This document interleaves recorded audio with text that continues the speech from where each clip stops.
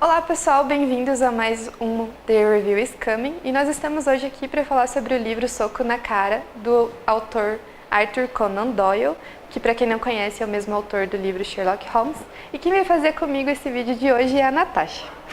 Bem-vinda! A Natasha já teve em outros vídeos, se vocês quiserem vocês podem dar uma olhadinha no nosso canal. E começando a falar a respeito do livro, esse livro ele já foi publicado anteriormente, nós trabalhamos com uma edição recente, que é a edição de 2015, mas a publicação original dele é de 1896, sendo que esse livro já teve uma adaptação para filme realizada em 1913 para filme mudo. Só que o título atual, no português, que é o Soco na Cara, ele foi anteriormente colocado como um outro título, que era A Curiosa História, A Curiosa Vida, de Rodney Stone. Então as pessoas podem encontrar uma versão mais antiga sobre outro título, né? Porque uma coisa que é muito bacana desse livro, assim, que o grande vínculo com a educação física é exatamente porque ele vai, como o próprio título já sugere, né, permear a modalidade do boxe, num período vitoriano, inglês. Então tem uma série de detalhes, por isso que é até um romance histórico, né? Porque além dele detalhar uma série de costumes e hábitos dessa sociedade inglesa, esses costumes também vão estar em torno da modalidade do boxe, né? Principalmente pensando como a prática bestial, que posteriormente vai ser esportivizada, né, propriamente, e efetivamente se transforma numa modalidade. E junto a essas perspectivas históricas, né, que é basicamente o que insere esse romance como um romance histórico, o bacana é que como o outro título, né, também disponível, né, que é a história de Rodney Stone, é que se trata da memória desse personagem, né? Então é um narrador, o narrador é um personagem da história e em alguns momentos até é possível confundir, principalmente o leitor, naquela desatenção, enfim, com a história do próprio autor, né? Com uma memória do próprio autor. E é muito legal a maneira como esse narrador, que é um personagem fictício, né, que lida com uma série de outros personagens que efetivamente existiram, como o Marquês de Kingsbury, que posteriormente vai endossar, né, o livro, o primeiro manual do boxe. É muito bacana que ele vai destrinchar uma série de elementos que nós temos e questões que nós temos com essa questão da memória, né? Então ele vai se referir a algumas histórias como eu não posso contar muito sobre isso porque eu só sei aquilo que me contaram, né? A gente poderia até pensar como uma memória vivida por tabela, que ele não aprofunda muito, mas ele traz algumas nuances, né? E mesmo aquela questão do esquecimento, né? Então, pelo que eu me lembro, aconteceu dessa forma. Então isso é muito interessante, né, também, nesse sentido. Uma coisa interessante é que o livro todo ele vai falar a respeito disso, que o personagem principal, que é quem narra a história, ele está sempre permeado das pessoas que ele julga serem importantes. Então, a todo momento ele se coloca como alguém menos importante na narrativa, que foi cercado pelas pessoas que realmente influenciaram o contexto. E para isso, por ser uma ficção histórica, um romance histórico propriamente dito, muitos das pessoas que são citadas no livro parecem ser personagens, mas são figuras que realmente existiram. Então muitos boxeadores que ele nomeia no livro realmente foram figuras que participaram do contexto do boxe no período da regência, que era aquele período das guerras napoleônicas em que a Inglaterra estava desenvolvendo o poder marítimo num nível mais avançado e ao mesmo tempo estava tentando não sofrer com tantos danos pelas guerras contra a França e principalmente a figura do Napoleão Bonaparte. E esse personagem, o personagem narrador, né, que é o Rodney Stone, tanto que assim, o primeiro capítulo do livro é uma espécie de pacto de leitura com esse leitor que está dando contato com a história. Porque ele conta basicamente, ele meio que faz um resumo dos personagens que vão aparecer ao longo da narrativa, e ele meio que até coloca, veja bem, eu vou abordar algumas memórias, mas a bem da verdade a minha vida não é interessante e talvez não desse um livro inteiro, então eu vou contar sobre algumas coisas que eu vi, mas aí lá pelas tantas ele acaba retornando, são as minhas memórias mesmo, só que sempre as memórias dele, e como a Laís comentou, né, as memórias dele relacionadas a personagens importantes. E é uma característica bastante particular do Arthur Conan Doyle de fazer essa crítica à sociedade inglesa de um modo geral, a esse período de transição que a sociedade inglesa estava passando. Então, é muito diferente quem pega o livro, vê lá a notinha, do mesmo autor do Sherlock Holmes, mas não quer dizer que seja o mesmo estilo de escrita.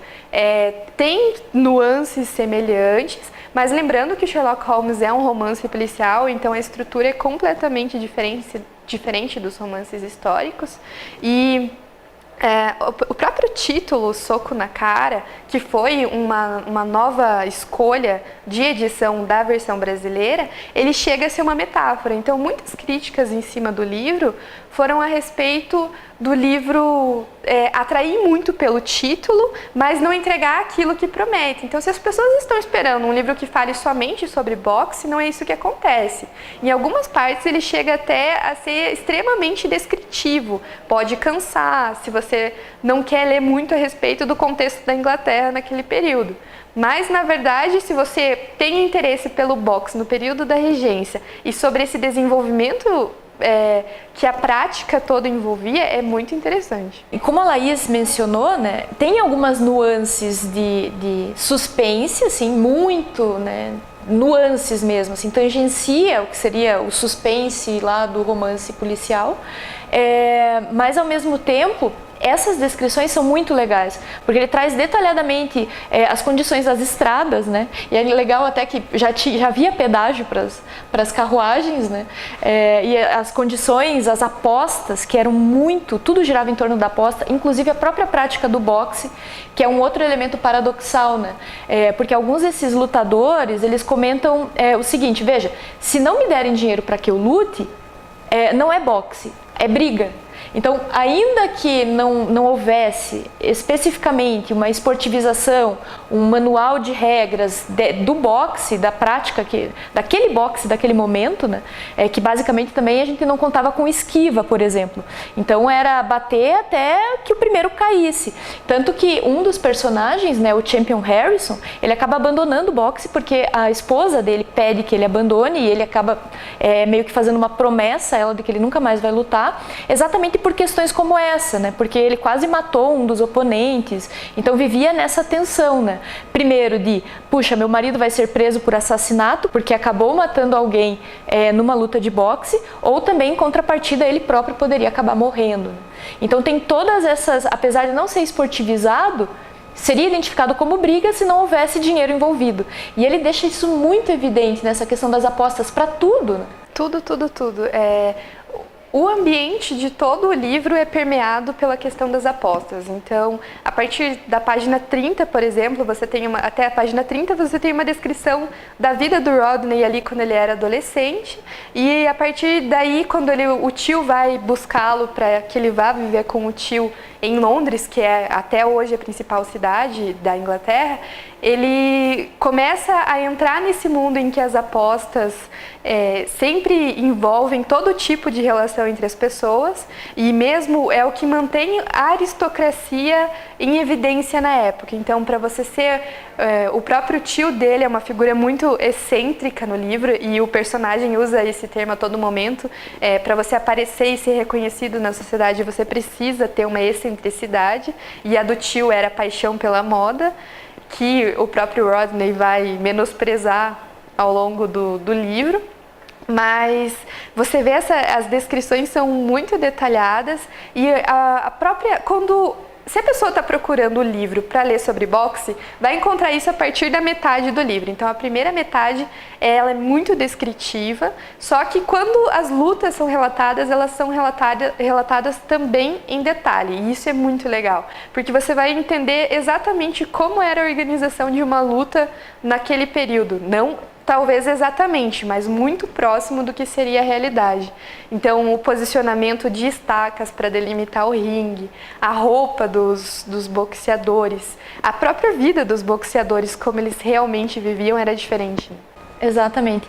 Que um dos pontos que acaba aparecendo nessa narrativa, e até um parênteses, né? É muito legal que também você consegue construir uma linha temporal na narrativa do Rodney Stone, né?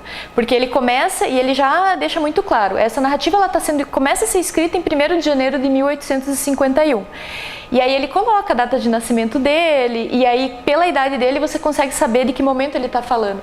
E toda a narrativa, então no caso, ela, do ponto de vista da memória, né? Ela é narrada de 1851, quando Rodney Stone já é um senhor, a mãe dele está com 80 anos já de idade, coisas do gênero, mas ao mesmo tempo toda a história desenrolada no livro, ela se refere a mais ou menos 1803, 1810, né? Escrita em 1851. Então essa é uma jogada muito interessante, né? Porque se pensar o momento em que o livro é escrito é 1896, mas o momento de escrita o momento em que o personagem está escrevendo a história é 1851.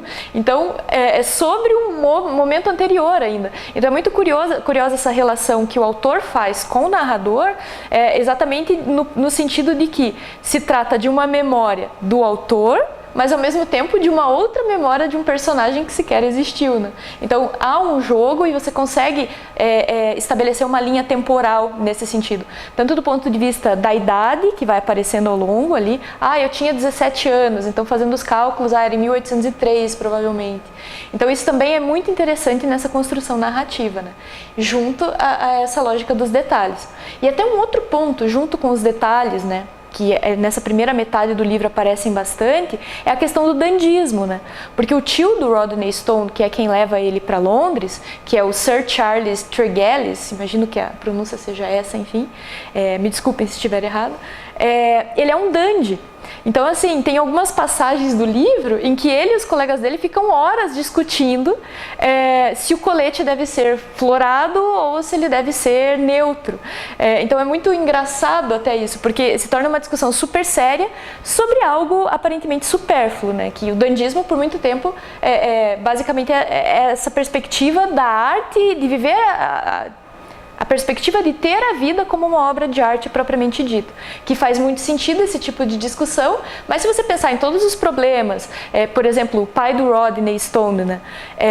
Ele é marinheiro, ele fica muito tempo longe de casa para vencer essas guerras, já pensando nessas guerras napoleônicas. Ele volta pouquíssimo tempo para casa. Então, assim, diante desse tipo de situação, que algumas pessoas da sociedade tinham que ir efetivamente para a guerra e efetivamente sofrer as consequências da guerra, que é no sentido de voltar machucado, mutilado, ou mesmo sequer voltar para casa, você tem os dandies discutindo a questão das roupas e mais, né, dizendo que por causa da guerra era necessário pagar um contrabandista para ter acesso a determinados tipos de tecidos.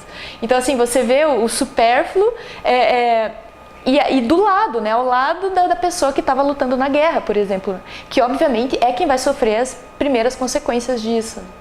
A questão dos prêmios também é muito interessante, porque ele vai falar da vida do pai do Rodney Stone, ele dá alguns detalhes e também, ao mesmo tempo, já anuncia, apesar dele não falar da vida inteira do Rodney, só de uma passagem da vida dele, um período ali de alguns anos, ele vai dar indícios de que o Rodney acabou se tornando um marinheiro, ele seguiu a tradição da família dele e também seguiu a tradição de colocar sempre no filho o nome do almirante ou de quem comandasse o navio que fosse aquele que ele mais admirou, de quem todos ele serviu. Então, o próprio nome dele foi uma coisa que o pai se baseou, seguindo a tradição familiar, e ele fez a mesma coisa com o filho.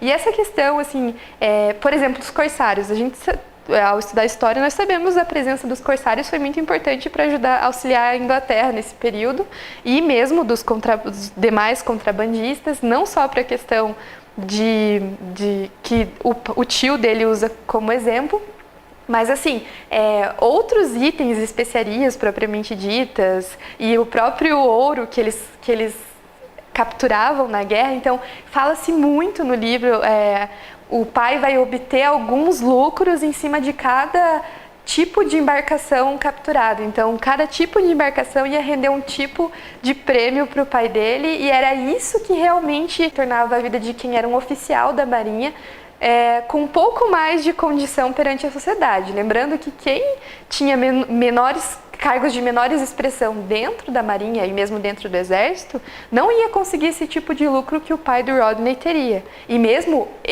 o fato dele entrar na Marinha, já como um oficial, também é por influência do pai e das relações que ele tinha. E isso também vai estar muito evidente no tipo de vida que os boxeadores levavam. Porque ele explica no livro, ele mostra de modo bem claro que um boxeador não conseguia se sustentar sozinho. Exatamente. E até uma das passagens, ainda pensando já o fim dessa primeira metade do livro, digamos assim, mostra muito a trajetória, principalmente desses lutadores quando se tornavam mais velhos, que daí já não tinham condições. Imagine isso no século XIX, né? O que significava você ter 40 anos e lutar, disputar o boxe com jovens, né? Hoje isso, né, a questão física, ela interfere muito, principalmente pensando nessas disputas de alto rendimento, né, que não era exatamente o que se tinha naquela época, mas hoje nós temos uma influência da idade tão grande. Imagine naquela época em que a própria expectativa de vida era muito menor, né, do que se tem hoje. Então fica muito claro, assim, a maioria era um costume e era até de certa forma estatutário. Muitos desses lutadores de boxe, à medida que envelheciam, eles acabavam comprando algumas tavernas e tocando o lugar, né? E basicamente essas tavernas eram frequentadas pelos novos lutadores de boxe, né? Tanto que numa dessas passagens fica bem evidente até o pesar de alguns desses lutadores, porque daí pro Champion Harrison eles falam basicamente o seguinte: nossa, você tem sorte porque você foi pro interior, você trabalha como ferreiro, você ganha um dinheiro relativamente bom e você não precisa ficar lidando cara a cara com esses novos lutadores, que basicamente iam lá e provocavam, forçavam uma situação que daí recai naquela coisa das apostas, né? Muitos deles desses donos das tavernas, ex-lutadores de boxe, acabavam levando socos e tapas e não revidavam, exatamente porque o revide não faz parte do plano, caso isso não seja em troca de dinheiro, né? Mencionando as apostas. Então isso é muito interessante, né? É estatutário você ter sido lutador de boxe, minimamente ter se estabelecido no meio e comprar uma taverna, né? O Champion Harrison, ele era completamente avesso a essa lógica, né? Exatamente por conta, muito provavelmente, da própria promessa que ele faz à esposa, né? Por causa da promessa que ele faz à esposa e também a toda a relação do desfecho, né? Lembrando que apesar de não ser um romance policial, então não esperem um grande desfecho em torno da história. Isso tem a ver com o fato do próprio Champion ter ficado responsável pela guarda do Jim, do Boy Jim. Isso não tem a ver muito com o que eu estava falando antes, como é que eu comecei? Tá. Tem a ver com a promessa dele para a esposa e também a situação dele com a relação que envolvia a própria cidade de Fairs Oak, que era onde o enredo se passava, alternando com Londres, e o próprio fato dele ficar responsável pelo Boy Jim, que era o sobrinho dele. Então, tudo isso acaba entrelaçando ele a uma vida no interior, que depois justifica-se ter ficado, o fato de ter uma vida boa como ferreiro. Mas o desfecho, não pode se esperar um desfecho estilo lá Arthur Conan Doyle em romances policiais, pois lembrando, é um outro tipo de escrita, um outro tipo de foco, principalmente no histórico. E o próprio título, Soco na Cara, essa opção nós acreditamos no português porque é uma crítica à sociedade que estava em transição naquele período. Então, mostra os diferentes tipos de vidas entre os dandies, entre os pugilistas, que eram extremamente famosos e símbolos a se seguir no período de influências locais, ao mesmo tempo que era uma questão mais baixa na sociedade, e a própria crítica ao período da regência, ao rei e ao príncipe, que no período, essa questão da transição entre um período de guerra, os gastos excessivos e que rumo que a Inglaterra estava tomando no período. Exatamente, e até nessa parte em que ele vai falar do príncipe, né, porque o tio do Rodney Stone era muito amigo do príncipe, né, e o príncipe também um dandy, e outra daquelas pessoas que estava reclamando da situação do país. O parlamento não me dá dinheiro para que eu possa pagar as minhas dívidas, e ele devendo mundos e fundos para desde donos de fabricantes de móveis a donos de tecidos, enfim. as pessoas sempre cobrando ele sempre dizendo que não tinha dinheiro, e veja que absurdo, o parlamento não me libera dinheiro para que eu possa poder viver plenamente a minha vida de dandy, né? Sendo que a guerra lá, até tem um período de pacificação, né? Que é exatamente esse ano, mais ou menos ali 1801, 1805, mais ou menos, que é o começo da... Um entre guerras, exatamente. Porque há sempre essa expectativa, esse prenúncio de que a guerra vai voltar, né? E a preocupação do príncipe está exatamente... O príncipe era um bom vivant, né? Talvez essa seja a palavra. Assim. Então, é isso, pessoal. Muito obrigada por ter nos acompanhado na The Review is Coming de hoje e até a próxima.